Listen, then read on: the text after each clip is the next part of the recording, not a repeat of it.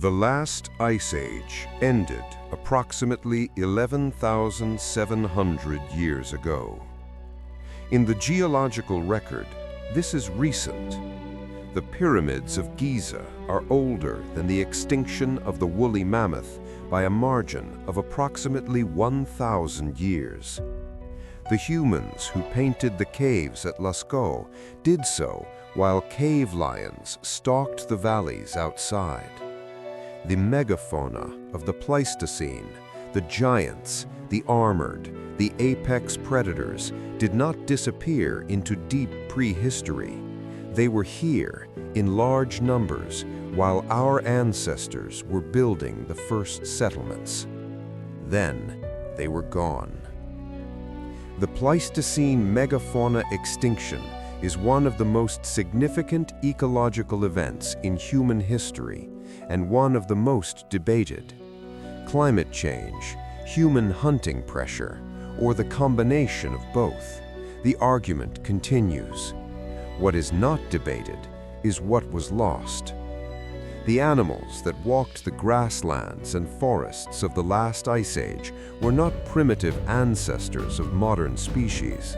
They were refined, specialized, and in many cases larger, more heavily armored, and more dangerous than anything alive in the same ecological role today. This is every ice age animal explained, starting with the ones that grazed, ending with the one that made everything else nervous. Woolly mammoth, the titan. Mammothus primigenius is the animal most people picture when they think of the Ice Age, and for once, the popular imagination is approximately correct. The woolly mammoth lived across Eurasia and North America during the Pleistocene, from approximately 400,000 to 4,000 years ago. The last isolated populations on Wrangel Island survived until approximately 1650 BCE, meaning mammoths were alive when the ancient Egyptians were building the New Kingdom. The animal was covered in a double layer of insulating fur, a dense undercoat beneath longer guard hairs reaching up to 90 centimeters, and possessed a thick layer of subcutaneous fat that could reach 10 centimeters in depth. These were not cold-tolerant animals. They were cold-specialized animals, engineered by evolution for precisely the environment they inhabited. Adult males reached approximately 3.4 meters at the shoulder and weighed between 5 and 6 metric tons. For comparison, the African elephant, the largest living land animal, averages 3.3 meters and 6 tons. The woolly mammoth was comparable in size to the African elephant, with the critical difference that the woolly mammoth lived in an ecosystem that also contained Smilodon, cave lions, and Homo sapiens with coordinated hunting strategies. The tusks deserve particular attention. Adult males carried tusks averaging 2.5 to 3 meters in length, curved in a distinctive spiral that served multiple functions: display, combat with rival males, and the specific technique of sweeping snow aside to access the vegetation beneath. The tusks were not defensive weapons in the way that elephant tusks sometimes function. They were tools first, and the mammoth's primary defense against predators was its size, its herd behavior, and its willingness to charge. The woolly mammoth went extinct at the end of the Pleistocene, with the Wrangel Island population surviving into the Bronze Age. The leading causes are climate change altering the steppe ecosystem it depended on, and human hunting pressure from anatomically modern humans who had developed the specific technology, coordinated drives, pit traps and projectile weapons to take animals of this size reliably. It is worth noting that the woolly mammoth has been the subject of de-extinction research. The genetic material required exists in permafrost specimens. Whether this is a good idea is a separate question. Category: the Titan, the iconic animal of the Ice Age, alive when humans were building civilizations, gone because of them. Megaloceros, the crown. Megaloceros giganteus is the animal on this list that stopped being about survival and started about display. It was a deer, the largest deer that ever lived, standing approximately 2.1 meters at the shoulder, taller than most modern horses, and weighing up to 700 kilograms. It lived across Eurasia from approximately 400,000 to 7,700 years ago. The name means great horn, and the name is accurate. The antlers of Megaloceros were the largest antler structure ever produced by any animal in the history of life. A full adult male carried antlers spanning up to 3.7 meters from tip to tip and weighing up to 40 kilograms. 40 kilograms on top of the head, carried continuously. The evolutionary pressure that produced this structure was sexual selection, the same pressure that produces the peacock's tail, the elk's bugle, the gorilla's silverback. Female Megaloceros selected for males with larger antlers, and over hundreds of thousands of years, the antlers got larger. The problem is that sexual selection does not have a built-in governor.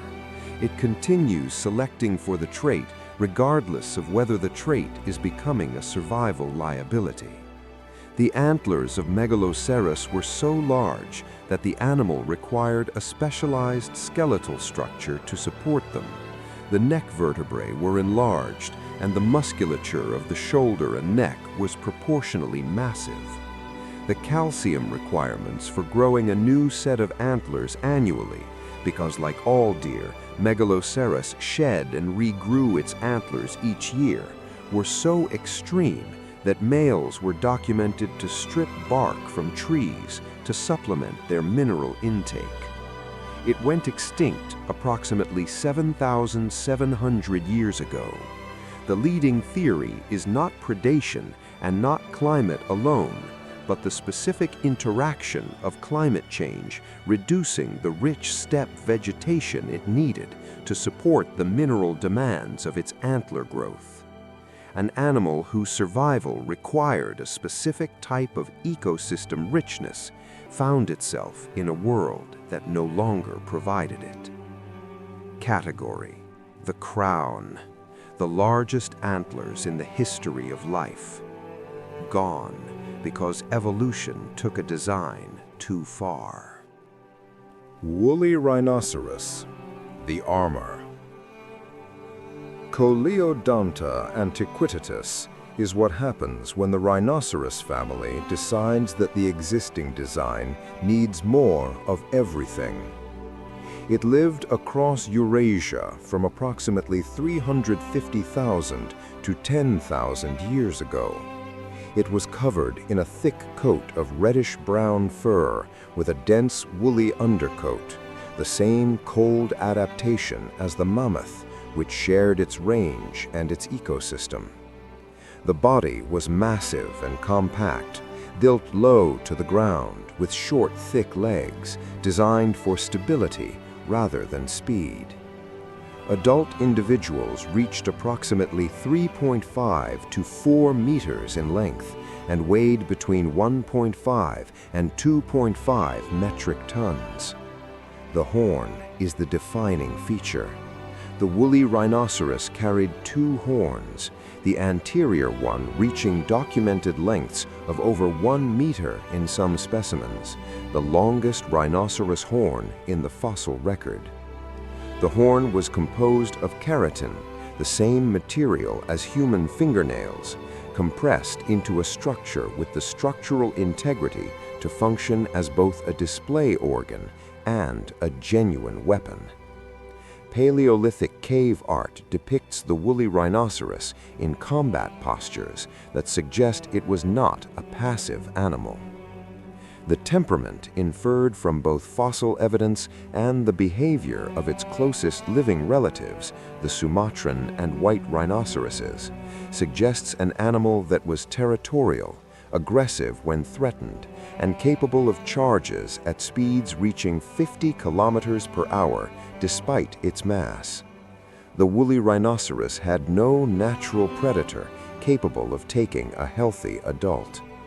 Cave lions and Smilodon are documented in the same fossil assemblages, but there is no direct evidence of successful predation on adult woolly rhinoceroses.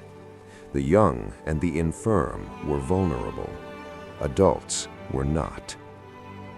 It went extinct approximately 10,000 years ago at the end of the Pleistocene, likely through the combination of climate change and human hunting pressure that eliminated so many of the megafauna in this period. Category: the armor. 1-meter horn. No natural predator as an adult. Gone 10,000 years ago, and the ecosystems it left are measurably poorer without it. Doedicurus, the fortress. Doedicurus clavicaudatus is the animal on this list that evolution built as if it was testing the concept of a living tank. It was a Glyptodont, a relative of the modern armadillo, but scaled up to dimensions that make the comparison almost meaningless. It lived in South America from approximately 2 million to 10,000 years ago. The body was encased in a dome-shaped carapace, an armored shell composed of interlocking bony plates called osteoderms, each plate individually small but collectively forming a structure of considerable thickness and strength. The carapace could reach 1.5 meters in height, and the total body length was approximately 4 meters. Weight estimates range from 1.4 to 2 metric tons. The tail is the feature that distinguishes Doedicurus from other glyptodonts. Rather than the relatively simple tail of its relatives, Doedicurus possessed a tail that terminated in a spiked club, a structure of fused osteoderms forming a heavy bony mass ringed with spikes that could be swung as a weapon. The mechanics of the tail musculature suggest it was capable of delivering impacts forceful enough to fracture bone. Fossil evidence of other Doedicurus individuals shows healed injuries consistent with being struck by a tail club of this type, confirming that the weapon was used in intraspecific combat, fighting between individuals of the same species. This is significant because it means the tail club was not primarily a defensive weapon against predators. It was a weapon for fighting other Doedicurus. The defense against predators was the carapace. Nothing alive in Pleistocene South America was equipped to breach it on a healthy adult. It went extinct approximately 10,000 years ago as human hunters arrived in South America and the climate shifted. The heavily armored body that protected it from every Pleistocene predator provided no advantage against coordinated human hunters with projectile weapons. Category: the fortress. Armored carapace, spiked tail club. The defense worked perfectly, except us. Glyptodon, the shield. Glyptodon is the animal on this list that answers the question of what happens when you make Doedicurus slightly larger and slightly more defensive. It was another Glyptodont, a close relative of Doedicurus, and it shared the same general body plan: dome-shaped armored carapace, short legs, massive body. The differences are in scale and in the tail. Where Doedicurus had a spiked club tail optimized for offense, Glyptodon had a simpler armored tail that functioned more purely as an extension of the defensive system. The carapace of Glyptodon was composed of over 1,000 individual bony scutes fused into a rigid dome, and unlike the armadillo, which can roll into a ball, Glyptodon's shell was fixed. The animal could not retract into it. It simply was it. Adult Glyptodon reached approximately 3.3 meters in length and weighed up to 2 metric tons. The shell alone weighed approximately 400 kilograms. The skull was short and deep, heavily reinforced, with downward-facing nostrils that suggest adaptation to grazing close to the ground.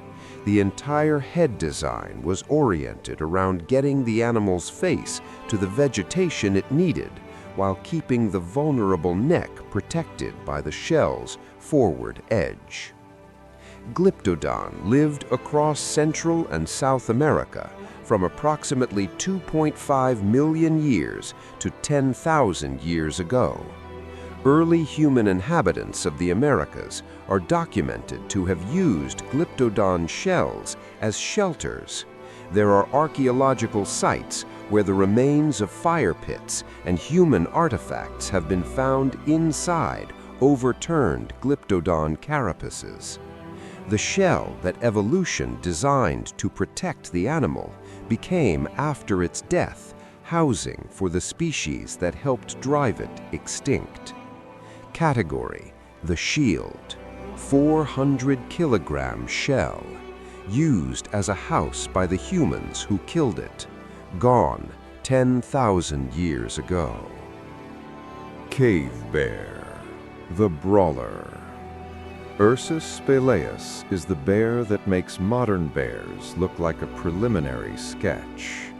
It lived across Europe and Western Asia from approximately 300,000 to 24,000 years ago. The name comes from its habit of using caves for hibernation, which has resulted in an extraordinary fossil record. Cave systems across Europe contain the remains of thousands of individual cave bears preserved in the conditions of the caves where they died, providing one of the most detailed paleontological records of any Pleistocene megafauna species. Adult males were significantly larger than modern brown bears. Estimates based on skeletal remains put adult male cave bears at approximately 600 to 800 kilograms, with some individuals possibly exceeding 1,000 kilograms. For comparison, the Kodiak bear, the largest living subspecies of brown bear, averages 450 kilograms for males. The cave bear was built on a different scale.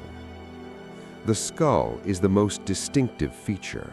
It was massively domed, with a steep forehead and large sinuses that gave the face a distinctive rounded profile, quite different from modern bears.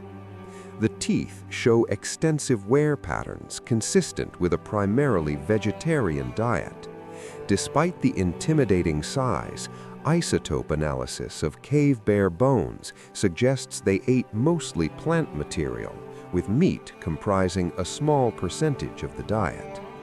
This is unusual for an animal of this size and has led to comparisons with the giant panda as a large bear that has specialized into a primarily herbivorous diet. The cave bear overlapped with Neanderthals and modern humans, and almost certainly competed with both for cave space during hibernation periods. There is evidence of conflict, cave sites showing bear claw marks alongside human tool marks. and the cave bear features prominently in the cave art of the period. It went extinct approximately 24,000 years ago, significantly earlier than most Pleistocene megafauna, possibly due to the combination of human competition and climate shifts that reduced the plant foods it depended on. Category: the brawler, up to 1,000 kilograms, primarily vegetarian, still the most physically imposing animal in any cave it entered. Cave lion, the apex. Panthera spelaea is the predator on this list, and the one that changes the context of every other animal on it. It was a lion. Specifically, it was a lion approximately 10 to 12% larger than the modern African lion, a difference that sounds modest until you consider that the modern African lion already sits at the top of its ecosystem's predator hierarchy. An animal 10 to 12% larger than that in an ecosystem that also contains woolly mammoths, woolly rhinoceroses, and cave bears represents something that cannot be adequately described as simply a larger lion. It lived across Eurasia and northwestern North America from approximately 370,000 to 13,000 years ago. It is documented in Paleolithic cave art with a frequency that suggests early humans considered it significant enough to paint repeatedly. The Chauvet Cave in France contains some of the most detailed and numerous cave lion depictions in the archaeological record, painted approximately 30,000 years ago by humans who shared the landscape with these animals. Unlike the African lion, which is a social species hunting in prides, the cave lion appears from the cave art and fossil record to have been either solitary or to have lived in smaller social groups. This distinction matters because a solitary predator of this size is a different ecological proposition than a pack hunter. A cave lion hunting alone was capable of taking prey that a modern lion would require a pride to bring down. The prey included woolly rhinoceroses, cave bear cubs, reindeer, horses, and almost certainly mammoth calves. Direct fossil evidence of cave lion predation on woolly rhinoceroses exists. Rhinoceros bones with cave lion tooth marks in positions consistent with predation rather than scavenging. An animal capable of successfully predating adult woolly rhinoceroses is not an animal with significant natural competition. It went extinct approximately 13,000 years ago. The prey base it depended on, the Pleistocene megafauna, declined first. A specialist predator follows its prey into extinction. Category: the apex. 10 to 12% larger than the modern African lion. Hunted woolly rhinoceroses alone. The last animal on the Pleistocene steppe that anything else was afraid of. Smilodon, the ambusher. Smilodon fatalis needs no introduction, and also the introduction it usually gets is wrong. It was not a tiger with long teeth. It was not defined by its canines. The canines were the terminal instrument of a hunting method that started long before the teeth were involved, and understanding that method changes what Smilodon actually was.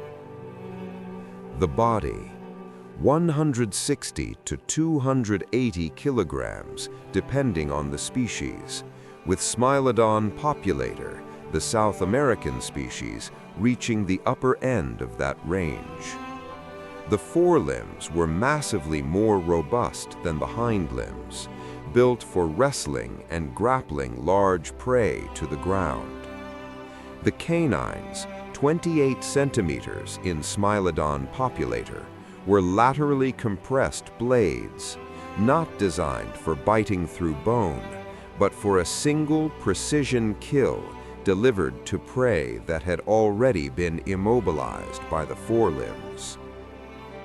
The Rancho La Brea tar pits in Los Angeles have preserved thousands of Smilodon individuals, providing a fossil record of unparalleled detail.